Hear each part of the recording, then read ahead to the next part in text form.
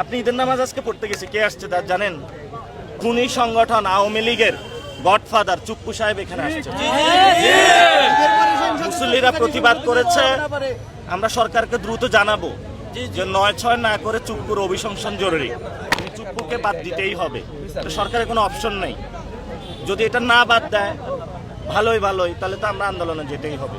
নাসির ভাই, তার অধীনেই তো আপনারা আপনাদের এনসিপি নেতৃবৃন্দ শপথ নিয়েছিল। এটা সালাউদ্দিনের কথা, এটা আপনার কথা। সালাউদ্দিনের এই কথা তো সমস্যা আগেই বলেছিলাম, শিলং ফেরত থেকে বাংলাদেশের কথা। কারণ ওই সময় স্পিকার ছিল না, যেই জন্য হলো যদি চুপ্পু চলে যেতে হতো তাহলে স্পিকার ওই সময় ক্ষমতাটা গ্রহণের ওই সুযোগটা তখন ছিল না। আর আপনি ৫ তারিখে বিএনপি কি ক্যান্টনমেন্টে যায় নাই?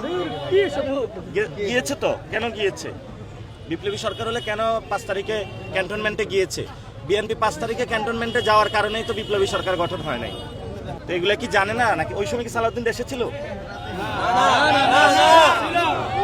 এইটাই ইসলামী বড় ভাই, ইসলামী। আজকে হাদি ভাই বেঁচে থাকলে হাদি ভাইকে দিতাম। হাদি ভাইয়ের জায়গায় আজকে এই সালামিটা আমার ছোট ভাই এই পাটোয়ারি নাসিরুদ্দিন পাটোয়ারিকে আমি আমার এই সালামিটা দিলাম। সালামি পাইছি। And we want justice, justice for Hadi. Mubarak. إمام الخير وفاعل الخير ورسول الرحمة رسوله ومن يطع ولا تموت.